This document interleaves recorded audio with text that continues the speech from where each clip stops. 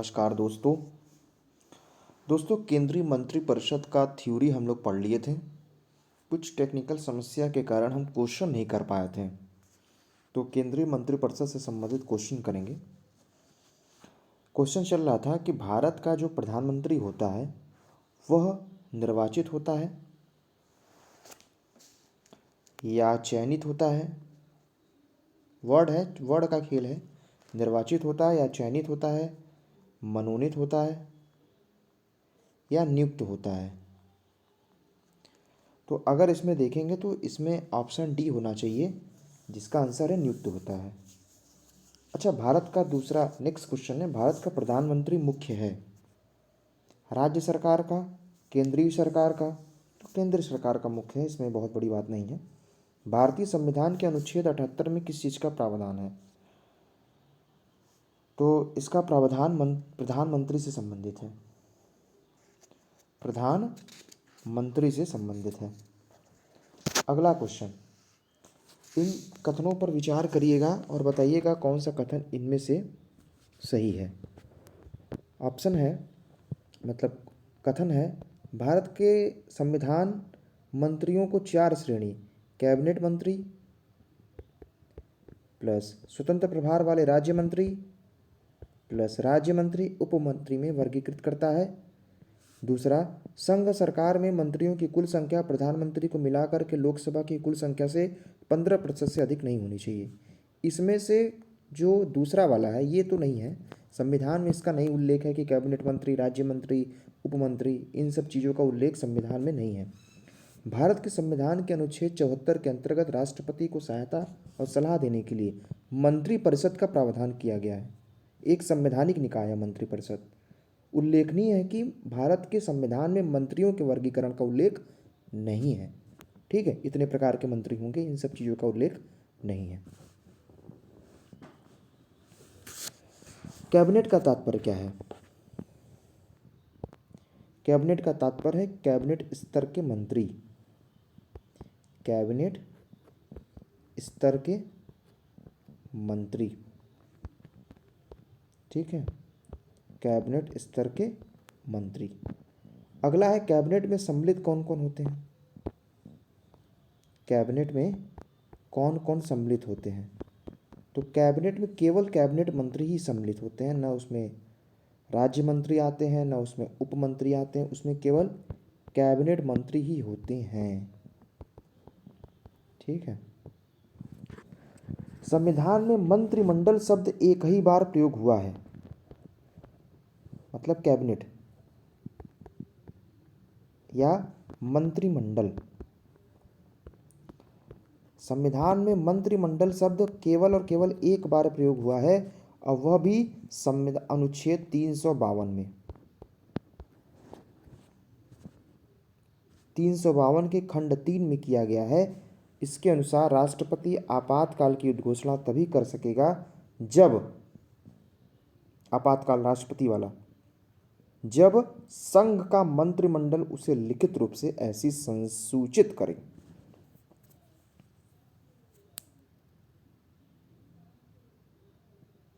और 352 के 3 में मंत्रिमंडल शब्द का उल्लेख 2 बार हुआ है, एक बार नहीं हुआ है, 2 बार हुआ है, याद रखिएगा। मतलब 1-2 बार ही हुआ है, ये मान के चलिएगा। अगला है, 2 कथन आपके सामने रख रहे हैं, उनमें से आपको बताना है कि कौन सा सही है कौन सा गलत है। पहला, कैबिनेट सचिव की सलाह पर प्रधानमंत्री द्वारा भारत सरकार के मंत्रालय या विभागों का सृजन किया जाता है। कौन? कैबिनेट सचिव बताएगा। दूसरा, हर एक मंत्रालय को प्रधानमंत्री की सलाह पर भारत के राष्ट्रपति द्वारा किसी मंत्री को प्रदान किया जाता है। तो इसमें केवल और केवल दूसरा वाला ऑप्शन सही है कि किसी मंत्रालय को राष्ट्रपति द्वारा किसी मंत्री को प्रदान तभी किया जाता है जब आपके प्रधानमंत्री उसमें सलाह देते हैं। क्योंकि कैबिनेट सचिव कैबिनेट सचिवालय का प्रमुख तो होता है, सिविल सर्विसेज बोर्ड का पदेन अध्यक्ष होता है कैबिनेट सचिव, वो सलाह वाला नहीं देता है। मतलब इस बात के लिए नहीं कहता कि कौन से मंत्रालय बनेगा, क्या बनेगा।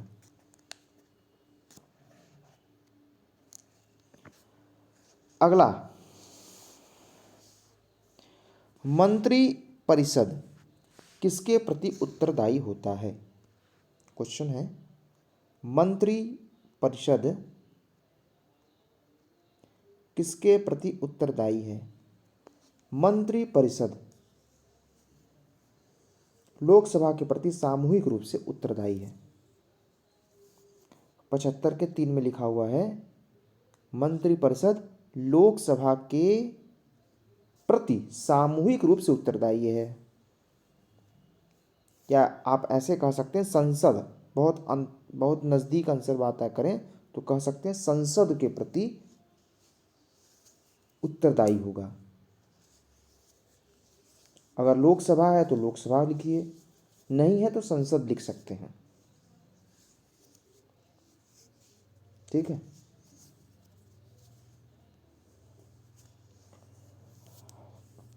अगला क्वेश्चन आपके सामने है, भारत का प्रधानमंत्री किसके प्रति जवाबदेह है? कौन? पीएम किसके प्रति जवाबदेह है? लोकसभा के प्रति जवाबदेह है। लोकसभा से संबंधित जवाबदेह किसको देना है?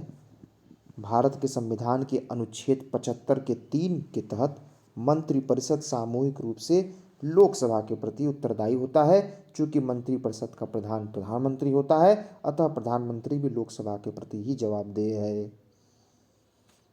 अगला क्वेश्चन आपके स्क्रीन पर, भारत में वह मंत्री जो संसद के सदनों में से किसी सदन का भी सदस्य नहीं है। ठीक है, मंत्री तो है लेकिन वो सदस्य नहीं है किसी भी सदन का, तो उसे मंत्री के पद से मुक्त हो जाना पड़ जाएगा अगर 6 महीने के अंदर वो सदस्यता नहीं लेता है तो 6 माह बाद उसको बाहर कर दिया जाएगा। संसद का सदस्य अगर कोई नहीं है तो वो 6 महीने तक मंत्री रह सकता है, लेकिन अगर आगे रहना है तो उसको सदस्यता तो लेनी पड़ेगी। अच्छा, भारत का प्रधानमंत्री बनने की न्यूनतम आयु कितनी है? तो वही है 75 के 1 के अनुसार, अनुच्छेद, राष्ट्रपति प्रधानमंत्री की नियुक्त करेगा। वह व्यक्ति संसद सदस्य लोकसभा या राज्यसभा का होना चाहिए। अगर नहीं है तो 6 माह के भीतर उसे संसद का सदस्य होना पड़ेगा। लोकसभा के सदस्य के लिए जो है स्थिति 25 वर्ष की आयु और राज्यसभा के सदस्य के लिए 30 वर्ष। तो अगर बात करें प्रधानमंत्री का, तो प्रधानमंत्री लोकसभा सदस्य हेतु 25 वर्ष होना चाहिए। ठीक, तो प्रधानमंत्री कहाँ का सदस्य होता है? लोकसभा का सदस्य होता है। अगला क्वेश्चन आपके सामने, थोड़ा मंत्रिपरिषद के क्वेश्चन ज़्यादा है इसीलिए अलग वीडियो बना करके हम आपके पास रख रहे हैं ताकि क्वेश्चन न छूटे। देखिए, क्वेश्चन महत्वपूर्ण है। थ्योरी पढ़ने के साथ साथ अगर क्वेश्चन नहीं किए तो वही है कि उसका कोई अर्थ नहीं निकलेगा। अगला क्वेश्चन है, लोकसभा में मंत्रिपरिषद के विरुद्ध अगर आपको अविश्वास प्रस्ताव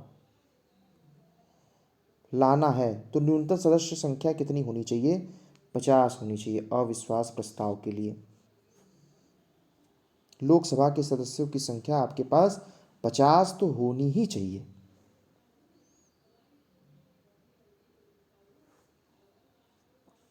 अगला क्वेश्चन, अपना त्यागपत्र देने के बाद भारत में एक मंत्री को अपने त्यागपत्र के विषय में लोकसभा में व्यक्तिगत वक्तव्य देने के लिए किसकी अनुमति की आवश्यकता है? तो स्पीकर जब तक आपको अनुमति नहीं देगा, लोकसभा अध्यक्ष, तब तक आप नहीं कुछ करेंगे। स्पीकर की अनुमति जरूरी है अगर व्यक्तिगत वक्तव्य देने के लिए आपको अनुमति चाहिए तो।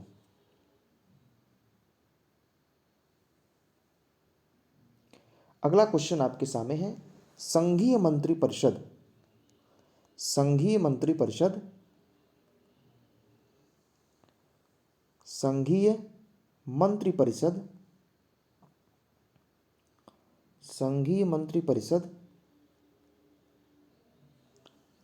के मंत्री सामूहिक रूप से लोकसभा के प्रति जिम्मेदार हैं, केवल लोकसभा।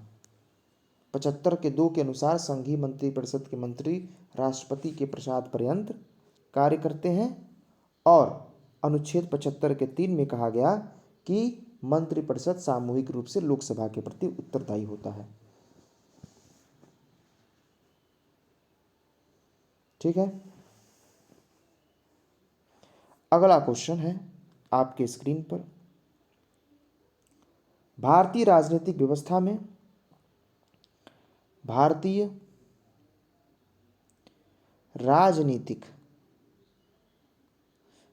में कार्यपालिका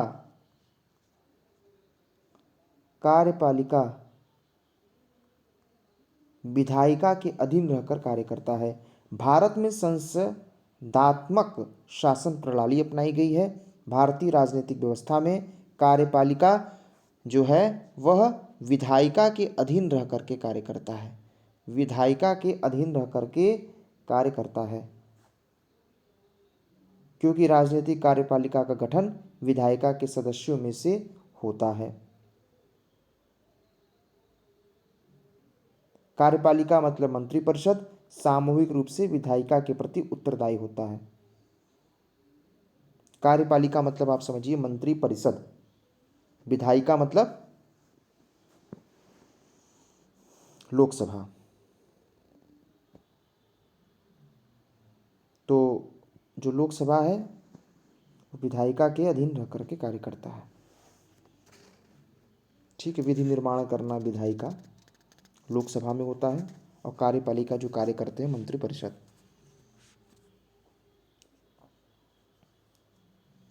ठीक है, अगला कुछ क्वेश्चन हम आपके सामने रखना चाह रहे हैं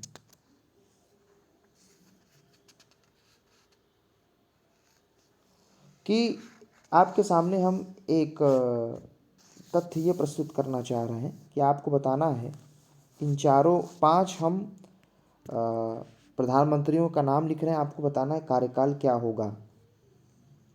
पहला है HD देवगौड़ा जी, ये क्वेश्चन आया हुआ है। HD देवगौड़ा, चंद्रशेखर जी,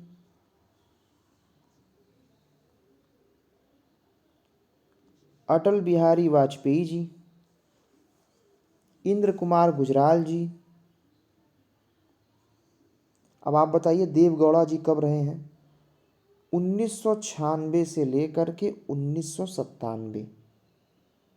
ठीक है, चंद्रशेखर जी 1990 से 91, अटल बिहारी वाजपेयी 98-1900 से लेकर के सन 2004, इंद्र कुमार गुजराल जी 97 से लेकर के 98 तक, 1-1 साल वाला है स्थिति।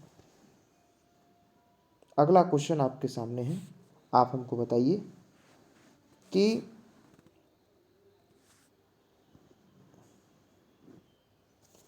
भारत के किस प्रधानमंत्री की मृत्यु देश के बाहर हुई है? PM के पद पर रहते हुए देश के बाहर इनकी मृत्यु हुई है। तो भारत के जो द्वितीय प्रधानमंत्री थे श्री लाल बहादुर शास्त्री जी, उनकी मृत्यु देश के बाहर ताशकंद, जो वर्तमान में उज्बेकिस्तान की राजधानी है, 11 जनवरी 1966 में हुई थी। ठीक,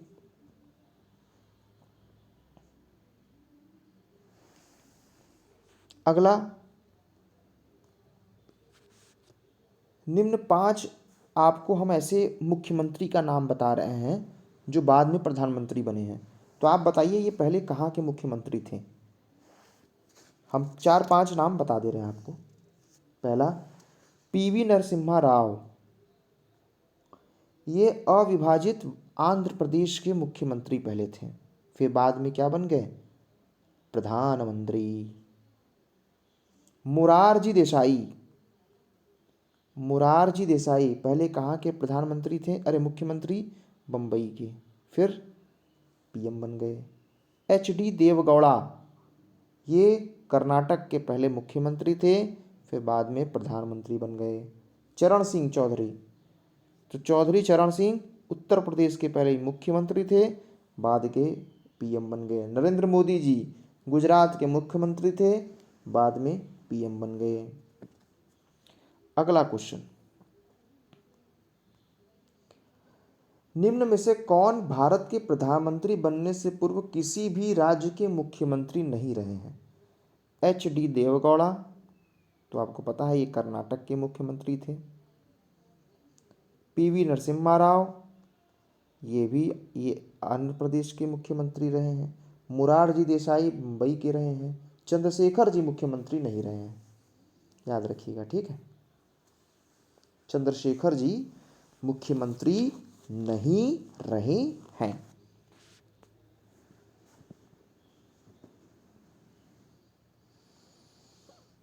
अगला क्वेश्चन आपकी स्क्रीन पर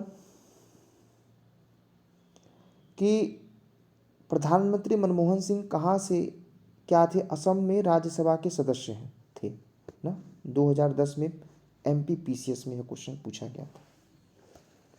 एक क्वेश्चन आपके सामने, 2 सेंटेंस हम रख दे रहे हैं, इसको बताना है। भारतीय संघ के कार्यपालिका शक्ति प्रधानमंत्री में निहित है। कार्यपालिका की शक्ति, कार्यपालिका की जो शक्ति है वो प्रधानमंत्री में निहित है। अगला, प्रधानमंत्री सिविल सेवा बोर्ड का पदेन अध्यक्ष होता है। तो सिविल सेवा बोर्ड का प्रधानमंत्री अध्यक्ष नहीं होता, कैबिनेट सचिव होता है। तो ये भी आंसर गलत है। कार्यपालिका का अध्यक्ष प्रधानमंत्री नहीं, शक्ति राष्ट्रपति में निहित होता है।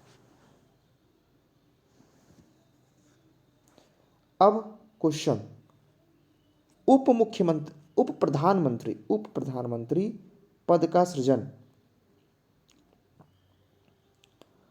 उप प्रधानमंत्री पद का उल्लेख संविधान में है ही नहीं। संविधान में ये पद का उल्लेख है ही नहीं। राजनीतिक बाध्यताओं के कारण संविधान के प्रावधानों से हटकर इस पद का सृजन किया जाता है, जो पूर्णतः गैर संवैधानिक पद है। संविधानों के प्रावधान से हट करके उप प्रधानमंत्री पद का उल्लेख किया गया है, लेकिन ऐसा कोई पद नहीं है, ठीक है। अगला क्वेश्चन, 1-2 क्वेश्चन और है लास्ट। राष्ट्रीय सुरक्षा समिति का प्रधान प्रधानमंत्री होता है, ठीक है। अगला, कुछ प्रधानमंत्री के आपके पास हम उनका कहाँ पर उनका मृत्यु हुआ, जैसे उनका स्थान है, जैसे जवाहरलाल नेहरू, इनसे संबंधित स्थान है शांतिवन। लाल बहादुर शास्त्री विजय घाट। इंदिरा गांधी शक्ति स्थल। राजीव गांधी वीर भूमि है। राजीव गांधी की जो समाधि स्थल है वह क्या है? वीर भूमि, कर्म भूमि नहीं, वीर भूमि। कर्म भूमि समाधि स्थल भारत के पूर्व राष्ट्रपति शंकर दयाल शर्मा जी की है। और जय जवान जय किसान का नारा प्रधानमंत्री पूर्व लाल बहादुर शास्त्री ने दिया था 1964-66 के समय। अब मिलते हैं नेक्स्ट वीडियो में महान्यायवादी, महाधिवक्ता और नियंत्रक महालेखा परीक्षक के साथ। तब तक के लिए नमस्कार।